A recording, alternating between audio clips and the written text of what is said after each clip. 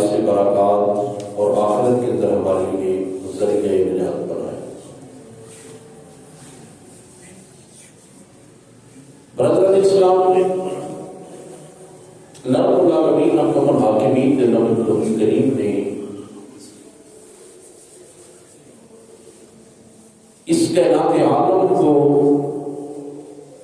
سجانے کے لیے، اس کائنات عالم کے معاملات اور نظام کو چلانے کے لیے اللہ نے بہت ساری چیزوں کو پیدا فرمایا، اور بہت ساری مخلوقات میں سے اللہ نے افضل اعلیٰ حضرت انسان کو اللہ نے بنایا، اور انسانوں میں اللہ نے مختلف قسم کے گروہ رکھے۔ ان گروہوں میں سے اللہ نے سب سے افضل و اعلیٰ اپنے نبی اور رسولوں کو بنایا۔ ہر رسول کو اللہ نے امت عطا کی، ہر امت شان والی ہے، لیکن ساری امتوں سے افضل اور اعلیٰ اللہ نے اپنے محبوب کی امت کو بنایا۔ رب کا محبوب بھی سارے نبیوں اور رسولوں سے افضل اور اعلیٰ ہے، یہ امت بھی ساری امتوں سے افضل اور اعلیٰ ہے، اور اس امت کے اندر اللہ نے ایک ایسے فرد کو بھی رکھا ہے، ایک ایسی ہستی کو بھی رکھا ہے، ایک ایسی شخصیت کو بھی رکھا ہے جس کو اللہ نے نبیوں اور رسولوں کے بعد ساری کائنات کے لوگوں میں سے افضل اور اعلیٰ بنایا۔ وہ ہستی جناب حضرت سیدنا صدیق اکبر رضی اللہ تعالیٰ عنہ کی۔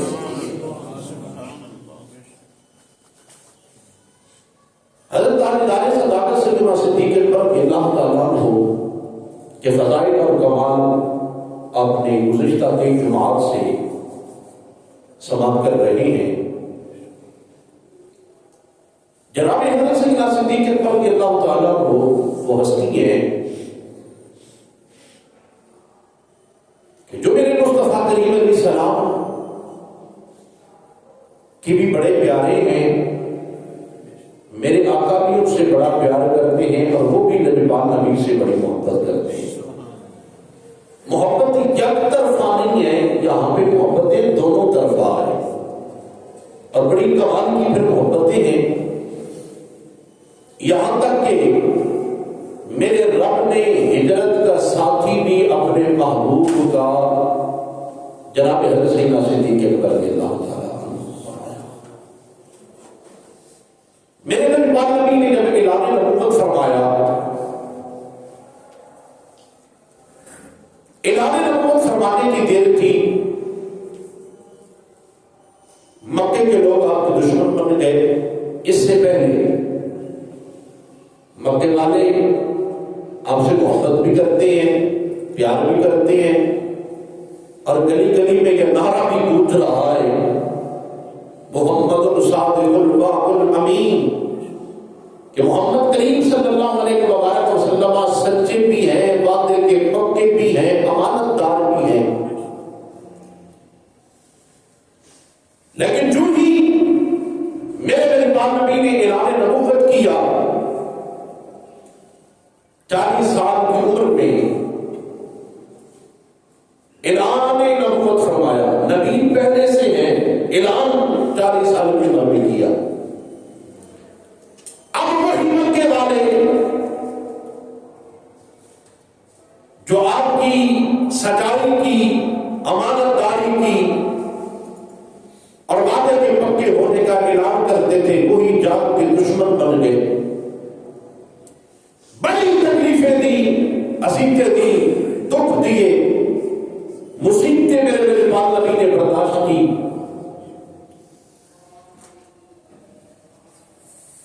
ایک دن میرے نبی پاک نبی فرمانے لگے اپنے یار جناب ابو بکر صدیق رضی اللہ تعالیٰ عنہ سے، ابو بکر تیار رہنا، اللہ کا حکم آنے والا ہے اور ہم نے اللہ کے حکم کے مطابق مکے کو چھوڑ کے ہجرت کرنی ہے. جناب حضرت صدیق اکبر رضی اللہ تعالیٰ عنہ کے پاس ایک اٹھنی اپنی سواری کے لیے پہلے تھی، ایک اٹھنی نبی پاک نبی کی سواری کے لیے خرید تھی. جس دن میرے آقا نے فرمایا نا، اس دن سے ہجرت کی رات تک پھر اگلا سفر جناب حضرت صدیق اکبر رضی اللہ تعالیٰ عنہ کبھی سوئی نہیں، اس وجہ سے کہ کہیں ایسا نہ ہو میری آنکھ لگ جائے، ادھر سے رب کا حکم آ جائے اور رب کے محبوب نبی میرے دروازے پہ دستک دیتے رہے، ابو بکر گھر میں سویا ہو، کہیں حضور کی خدمت میں پہنچنے میں دیر نہ ہو جائے. جناب حضرت صدیق اکبر رضی اللہ تعالیٰ عنہ اپنے گھر میں بیٹھے رہتے، انتظار کرتے رہتے. ایک دن ایک رات آئی، مکے کے لوگوں نے آپس میں مشاورت کی، میٹنگ کی، اجلاس کیا. اس میٹنگ میں مکے کے کافروں نے یہ رائے پیش کی، سارے قبیلوں کے کافر رات کے وقت ہاتھ میں ننگی تلواریں لے کے اللہ کے محبوب علیہ السلام کے گھر کا محاصرہ کر لیں گے، گھیرا ڈال لیں گے. صبح کے وقت محمد کریم صلی اللہ علیہ وسلم کا معمول مبارک ہے، وہ اٹھتے ہیں اور اپنے گھر سے وضو کر کے نکل کے مسجد حرام کی طرف حرم پاک میں چلے جاتے، وہاں پہ جا کے عبادت کرتے، نماز پڑھتے. کافروں نے سوچا موقع بڑا اچھا ہے. صبح کے وقت جب وہ مسجد حرام کی طرف نکلیں گے، ہم تلواروں کے وار کر کے معاذ اللہ کے نبی کو شہید کر دیں گے.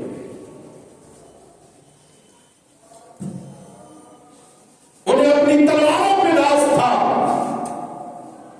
انہیں یہ نہیں پتا تھا وہ ہر چیز پہ قادر تو رب کی ذات ہے. رب جسے مارنا چاہے اسے کوئی بچا نہیں سکتا، اور جس کو رب بچانا چاہے اسے کوئی مار نہیں سکتا. وہ خالق ہے، مالک ہے. وہ کلندر لاہوری فرماتے ہیں نا، فانوس بن کے جس کی حفاظت ہوا کرے وہ شمع کیا بنے جسے روشن خدا کرے. رب جس کو روشن کرنا چاہتا ہو اسے کوئی بجا نہیں سکتا، اور رب کو جانے پہ آئے تو اسے کوئی جلا نہیں سکتا، اسے کوئی روشن نہیں کر سکتا. وہ خالق ہے، رازق ہے، مالک ہے. ساری کائنات اسی کی ہے، حکم بھی اسی کا چلنا. میرا نبی پاک نبی اپنے حجرے میں تشریف فرما ہے، مولا علی المرتضیٰ حضور کے پاس ہے. اللہ کا حکم آ گیا، میرے محبوب آپ اور اسی وقت اب مکے سے ہجرت کر کے جا کے یثرب کو مدینہ بنائیں. میرے نبی پاک نبی نے مولا علی کو بلایا، کہا علی میرے بستر پہ لیٹ جا، پریشان نہ ہونا، تیرا ایک بال بھی کوئی ٹیڑھا نہیں کر سکتا. یہ مکے والوں کی امانتیں ہیں، یہ ان تک پہنچا کے تم بھی مدینے میں آ جانا. باہر ننگی تلواریں چمک رہی ہیں اور وہ بستر لقمان نبی کا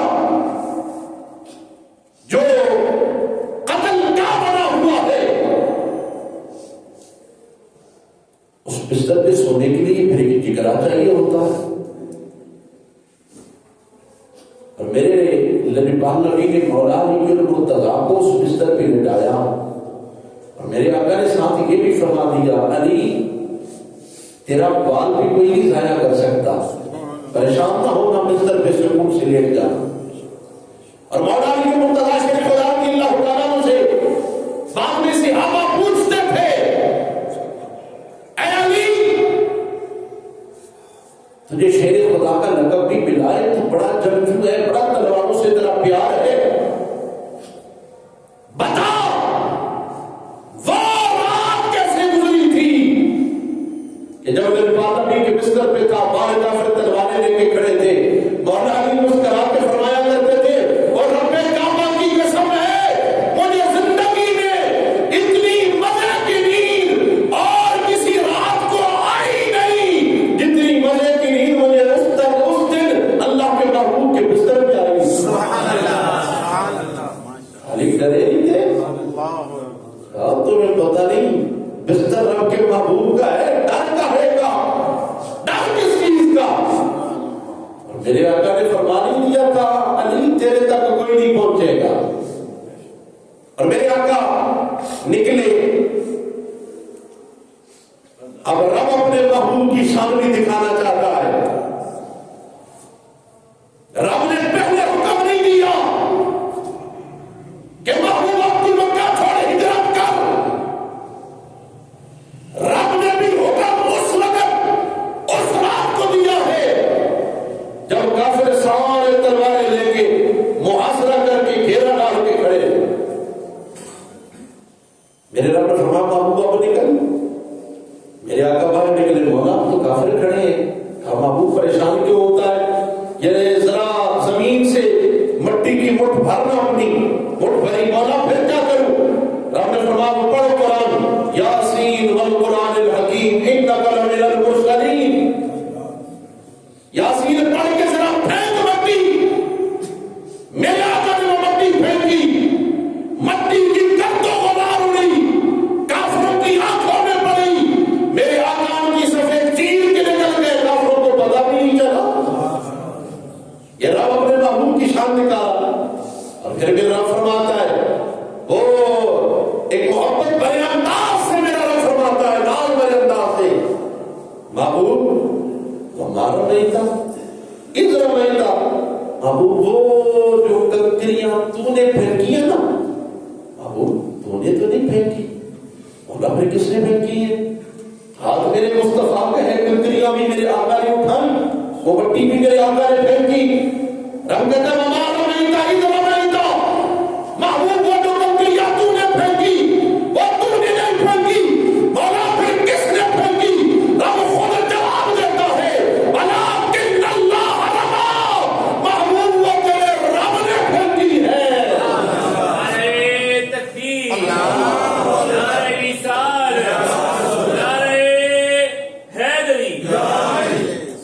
میرے آقا سفر کو چیر کے نکلے نا، حسینہ صدیقہ اکبر کے دروازے پہ پہنچے تو میرے آقا نے دستک دی، اور حسینہ صدیقہ اکبر نے تو سونا چھوڑا ہوا ہے، انتظار کر رہی ہے، دوڑ کے دروازے پہ آئے، دروازہ کھولا، سامنے اللہ کے محبوب نبی جناب صدیق اکبر کی آنکھوں سے آنسوں کی جھڑی آ گئی، ہاتھ نجبان نبی کی قدموں پہ رکھ دیے، آقا ابو بکر بھی آپ کا ہے، ابو بکر کا گھر بھی آپ کا ہے، ابو بکر کا مال بھی آپ کا ہے، آقا جب گھر اپنا ہے دروازے پہ دستک کیسی؟ میرے آقا فرمانے لگے، ابو بکر میں نے اپنی امت کو بھی سبق دینا ہے، اپنے گھر بھی جائیں تو دروازے پہ دستک دے کے جانا چاہیے، اپنے گھر میں بھی داخل ہو نا دروازے پہ دستک دے کے جانے چاہیے، اس میں بھی کئی حکمتیں ہیں، میں آگے چلنا چاہتا ہوں۔ میرے آقا فرمانے لگے، میرے یار ابو بکر، اللہ کا حکم آ گیا ہے ہجرت کا، اللہ اکبر، اور میرے آقا کا اعتماد صرف جناب ابو بکر پہ نہیں، جناب ابو بکر کے پورے گھرانے پہ میرے آقا کا اعتماد ہے، پورے گھرانے پہ اعتماد ہے۔ اور یارو جب کوئی مشکل وقت ہوتا ہے نا، مشکل وقت ہوتا ہے یا کوئی مشکل گھڑی ہوتی ہے، اس وقت بات شیر بندہ اپنے مخلص دوستوں کے ساتھ کرتا ہے، اعتماد والے لوگوں سے کرتا ہے، اور میرے آقا کا اعتماد والا ابو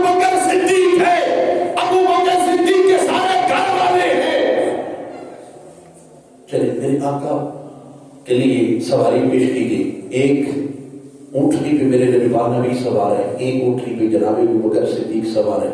جناب ابوبکر صدیق کا غلام حضرت عامر بن فہرہ نے نقیل پکڑی ہے, تشریف لے جا رہے ہیں. اب جناب رسول صدیق اکبر کے بیٹوں کو بھی پتا ہے, آپ کی گھر والی کو بھی پتا ہے, آپ کی بیٹیوں کو بھی پتا ہے.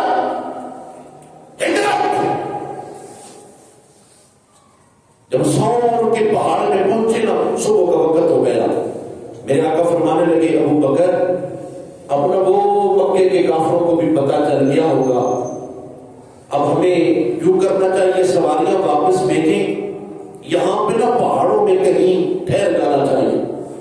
حضرت صدیق اکبر رضی اللہ تعالیٰ عنہ چونکہ سارے رستوں کے واقف تھے, تاجر جو تھے, اب ذکر لگے یا نبی اللہ یا حبیب اللہ, وہ پہاڑی کے اوپر جو غار ہے نا, جس غار کو غار سور کہتے ہیں, آقا وہ بڑی محفوظ جگہ ہے, آپ میرے کندھے پہ بیٹھے, میں آپ کو غار تک اٹھا کے لے کے جاتا ہوں.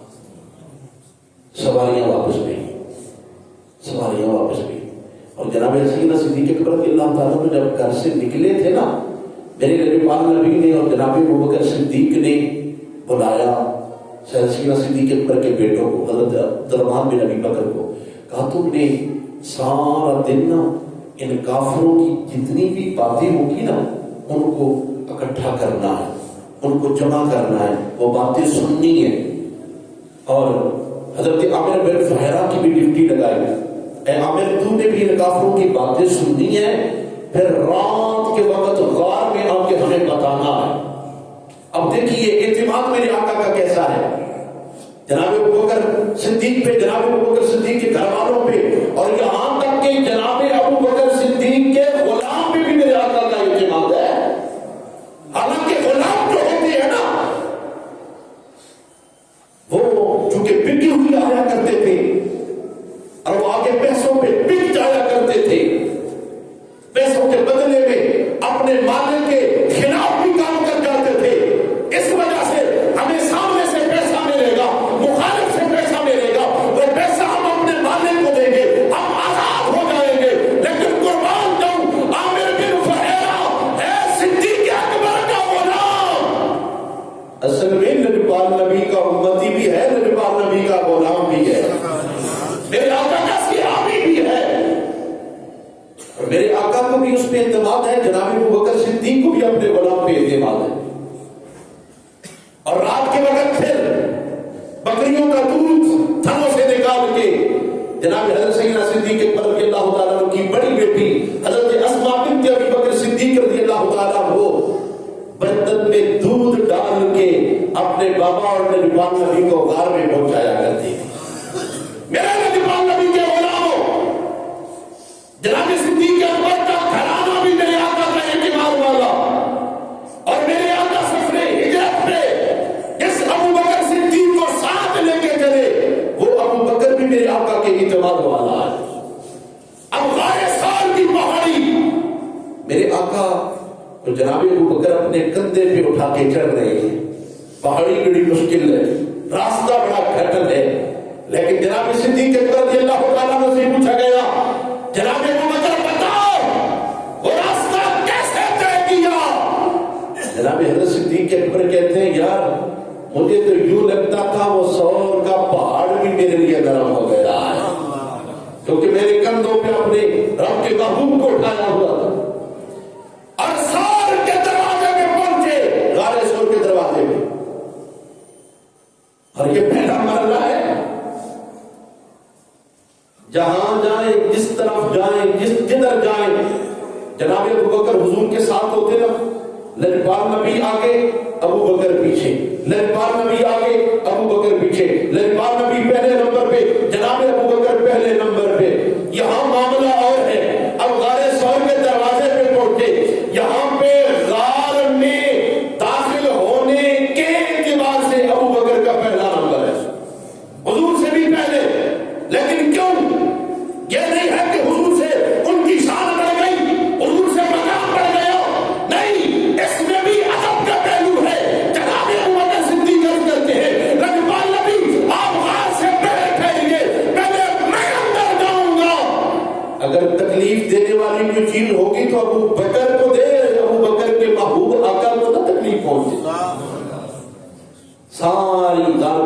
کیا, سوراخوں میں کپڑے ڈالے, 2 سوراخ رہ گئے, ایڑیاں رکھی, عرض کرتے ہیں یا نبی اللہ تشریف لا, آقا تشریف لا, آقا تشریف لا. اور میرے نبی پاک نبی جب غار میں داخل ہو گئے نا تو جناب حسین صدیق اکبر رضی اللہ تعالیٰ عنہ کی گود ہے اور میرے نبی پاک نبی نے اپنا سر اندر رکھ کے میرے آقا آرام کر رہے ہیں, آرام کر رہے ہیں. ادھر نہ اس غار کے اندر سانپ ہے, وہ سانپ ڈنگ پہ ڈنگ مار رہا ہے جناب ابو بکر صدیق کو, ڈنگ پہ ڈنگ مار رہا ہے. اور یہاں ایک بندہ کہہ رہا تھا کہ وہ سانپ اللہ کے نبی کا عاشق تھا, اللہ کے نبی کا عاشق تھا. میں نے کہا یار میں نے کہیں پڑھا نہیں, میں نے کہیں بزرگوں سے سنا نہیں, عاشق ہو اور نبی پاک نبی کے عاشق کو ڈنگ مارے, سمجھے نہیں آپ. اگر سانپ عاشق تھا, سانپ اگر عاشق ہوتا تو جناب ابو بکر صدیق کو ڈنگ نہ مارتا. جناب ابو بکر کو ڈنگ مارنے والا اللہ کے محبوب کا عاشق نہیں ہو سکتا, اللہ کے محبوب سے محبت کرنے والا نہیں ہو سکتا, کیونکہ جناب ابو بکر وہ ہے جس نے اپنا سب کچھ نبی پاک نبی پہ قربان کر دیا ہے, نبی پاک نبی پہ قربان کر دیا. اور یہ نوجوان شاید نہ جانتے ہو, یہ بوڑھے بابے جانتے ہیں, وہ جو پہاڑوں کے سانپ ہوتے ہیں نا, پہاڑوں کے سانپ وہ ہوتے چھوٹے چھوٹے, کیونکہ ہم پیڑوں دیہاتی بندے نا تو ہم تو یہ منظر سارا دیکھتے رہتے ہیں. یہ علی شاہ صاحب کو بھی میرے گاؤں کا پتہ ہے, بھائی عبد الرزاق صاحب کو بھی پتہ ہے, وہاں سارے پہاڑی ہیں. وہ سانپ چھوٹے چھوٹے ہوتے ہیں لیکن ہوتے بہت زہریلے ہیں. وہ اکثر کالے رنگ کے ہوتے ہیں, ہوتے چھوٹے ہیں, ہوتے بڑے زہریلے ہیں. وہ کالے نے جب ڈنگ مارا جناب ابو بکر صدیق کو, ایک نہیں پھر ڈنگ پہ ڈنگ مارے. جناب حضرت صدیق اکبر نے اپنی ایڑی نہیں ہٹائی, ایڑی نہیں ہٹائی. اگر میں نے ایڑی ہٹا دی تو اس کالے پہ اعتماد نہیں, یہ نبی پاک نبی کو تکلیف نہ پہنچا دے. سامنے نا سام کا کام ہے ڈنگ مارنا, کا اس میں اعتماد نہیں, اس میں بھروسہ نہیں, یہ دشمن ہے, یہ ڈنگ مارنے والا ہے. جناب حسین صدیق اکبر رضی اللہ تعالیٰ عنہ کے جسم میں جب وہ زہر کا اثر پڑا, جناب حسین صدیق اکبر رضی اللہ تعالیٰ عنہ کی آنکھوں سے بے اختیار آنسو نکلا, گرا بھی زمین پہ نہیں, نبی پاک نبی کے والدہا کے مکھڑے پہ گرا, رفع مصطفیٰ پہ گرا. میرے نبی پاک نبی نے آنکھ کھولی, جناب ابو بکر صدیق کے چہرے کو دیکھا, کہا ابو بکر خیر ہے, پریشان کیوں ہیں, پریشان کیوں ہیں. اور جناب ابو بکر صدیق کو تو اپنی پریشانی ہے ہی نہیں. قرآن بھی کہتا ہے ثانی اثنین اذ ہما فی الغار, وہ جب دونوں غار میں تھے, جب وہ اپنے صحابی سے فرما رہے تھے.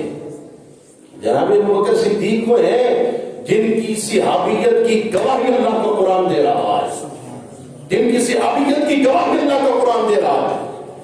جب اللہ کے محبوب اپنے صحابی سے فرما رہے تھے لا تحزن ان اللہ معنا, ابو بکر غم نہ کر, اللہ ہمارے ساتھ ہے, غم نہ کر.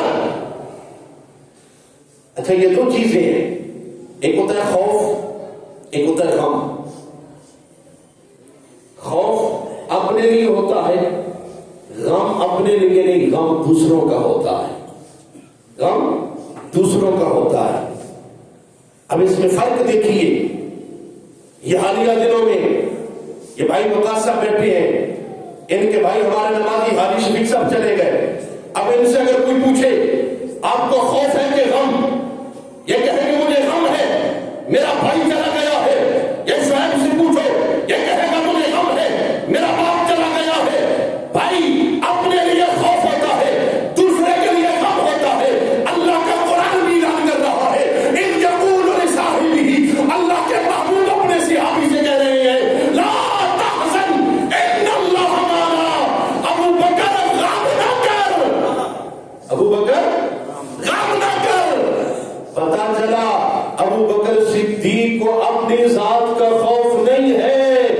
اللہ کے محبوب کی ذات کا غم ہے کہ میری خیر ہے، مجھے صاحب ڈنگ پہ ڈنگ مارے تو مارتا چلا جائے، لیکن اللہ کے محبوب کو تکلیف نہیں ہونی چاہیے۔ میرے آقا بھی کہہ رہے ہیں، میرے آقا نے بھی یہ نہیں فرمایا ابو بکر خوف نہ کر، نہیں، رب بھی کہہ رہا ہے ابو بکر خوف نہ کر، رب نے یہ نہیں کہا، رب نے فرمایا لا تحزن، ابو اعلان کر دے، اپنے صحابی کو بتا دے لا تحزن ان اللہ معنا، پریشان نہ ہو، رب ہمارے ساتھ۔ اور جناب سیدنا صدیق اکبر کے جسم میں وہ غم والی کیفیت آئی، غم والی کیفیت آئی، جب سانپ کی ڈانٹ، سانپ کے ڈنگ کے زہر نے اثر کیا، وہ غم والی کیفیت جب جسم میں بڑھی، آنسو کا قطرہ نکلا، لبان نبی کے وضحا کے مکھڑے پہ پڑا، میرے آقا نے آنکھ کھولی، اپنے یار کا چہرہ دیکھا، میرے آقا نے پوچھا ابو بکر پتا کیا ہوا ہے؟ آقا سامنے ڈنگ مارا ہے۔ میرے آقا نے یہ نہیں فرمایا تمہیں کسی جراح کے پاس جانا چاہیے، کسی ڈاکٹر کے پاس جانا چاہیے، کسی حکیم کے پاس جانا چاہیے، کسی طبیب کے پاس جانا چاہیے، تجھے تو ڈوگا ٹیکے لگیں گے یا 4 ٹیکے لگوانے پڑیں گے۔ میرے آقا نے فرمایا ابو بکر علی نیڑے کر، ابو بکر نے اپنی علی نیڑے کی، میرے آقا نے اپنی تھوک مبارک لگائی، ساری زہر کا اثر ختم ہو گیا ہے، زہر کا اثر سارا ختم ہو گیا۔ نبی نبی کے غلاموں، میرے آقا فرماتے میرے ابو بکر وہ ہے جس کا احسان میری پوری امت پہ ہے، جس کا احسان میری پوری امت پہ ہے۔ اور نبی کے غلاموں یہ دیکھو، یہ جناب ابو بکر صدیق کی وہ رات والی ایک نیکی ہے، وہ رات والی ایک نیکی ہے، اور ایک جناب ابو بکر صدیق کی ایک نیکی دل والی بھی ہے۔ جب نبی کریم صلی اللہ علیہ وسلم کا وصال باکمال ہوا نا، تو نبی نے کچھ کافروں کو حکم دے رکھا تھا کہ تم نے فلاں جگہ پہ جا کے کافروں کے ساتھ جنگ کرنی ہے، فلاں جگہ پہ جنگ کرنی ہے۔ اور نبی صلی اللہ علیہ وسلم کے وصال باکمال کے بعد کچھ لوگ زکات کے منکر ہو گئے، وہ کہنے لگے یہ ٹیکس ہے، ہم زکات نہیں دیں گے۔ جناب حضرت سیدنا صدیق اکبر رضی اللہ تعالیٰ عنہ کو پتہ چلا، کہا جو زکات نہیں دے گا ابو بکر اس کے لیے نکلے گا، اس کے ساتھ جنگ کرے گا۔ اور صحابہ کے کہنے لگے اب لجبان نبی کا وصال باکمال ہو گیا ہے، وہ جو کافر جانے لگے تھے آپ ان کافروں کو روک لو۔ جناب سیدنا صدیق اکبر فرمانے لگے ان کافروں کو نہ میں نے بھیجا تھا نہ تم نے بھیجا تھا، ان کافروں کو روانہ اللہ کے محبوب نے کیا تھا، لہذا ابو بکر کون ہوتا ہے روکنے والا؟ ابو بکر روک نہیں سکتا۔ اور کہا جو اسلام کی تکیاں اڑائے گا، جو اسلام کے ساتھ ٹکرائے گا، میرے نبی کے دین کے ساتھ ٹکرائے گا، زکات کا انکار کرے گا، ابو بکر اس کے لیے تلوار لے کے نکل پڑے گا۔ یہاں تک کہ جناب حضرت فاروق اعظم رضی اللہ تعالیٰ عنہ بھی آئے اور آ کے کہنے لگے بھائی ابو بکر آپ کیا کر رہے ہیں، اتنی سختی کیوں کر رہے ہیں؟ نبی کی جدائی میں لوگ بڑے پریشان ہیں، اب کافروں کے ساتھ ہم مقابلے کی اتنی ہمت نہیں رکھ رہے، ہم تو پہلے ٹوٹے ہوئے ہیں، آپ کیوں کر رہے ہیں؟ جناب سیدنا صدیق اکبر رضی اللہ تعالیٰ نے فرمانے لگے میرے بھائی پر چپ کر جاؤ، نہ میں وہ قافلے واپس لوٹا سکتا ہوں، نہ میں زکات والوں کو چھوڑ سکتا ہوں، جو زکات کا انکار کرے گا ابو بکر اس سے جنگ کرے گا۔ جناب سیدنا صدیق اکبر رضی اللہ تعالیٰ نے اس چیز پہ اڑ گئے۔ جناب عمر پاک کہنے لگے تھوڑی سی نرمی فرمائے، کہا نرمی نہیں، دین میں سختی نہیں ہے، جو دین کے مطابق چلے، جو دین کے ساتھ ٹکرائے گا پھر دین بالکل لولا لگڑا بھی نہیں، دین اپنی طاقت بھی دکھائے گا۔ حضرت فاروق اعظم رضی اللہ تعالیٰ کو اس وقت نا پتہ نہیں چلا، بعد میں جب سوچا نا تو کہا یار میں غلط تھا، ابو بکر صدیق حق پہ ڈٹا ہوا تھا۔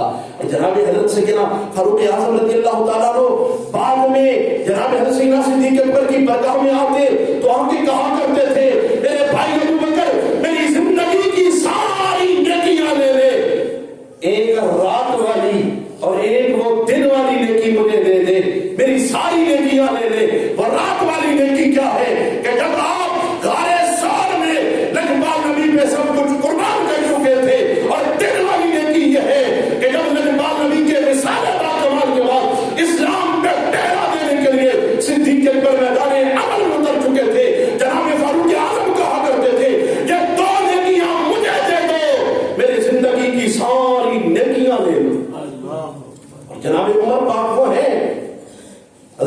عائشہ صدیقہ فرماتی ہے میں حضور کے پاس بیٹھی تھی، آسمان ستاروں کا بھرا تھا، میں نے عرض کی نبی ان ستاروں کی اتنی نیکیاں بھی کسی کے پاس ہیں؟ میرے آقا نے فرمایا ہاں، میرا عمر وہ ہے جس کے پاس آسمان کے ستاروں کی اتنی نیکیاں ہیں۔ تو جناب حضرت عائشہ صدیقہ نے پوچھا تھا کہ اے اللہ کے محبوب نبی میرے بابا ابو بکر صدیق، تو میرے آقا فرمانے لگے میرے یار ابو بکر کی ایک رات والی نیکیوں سے بڑی ہے۔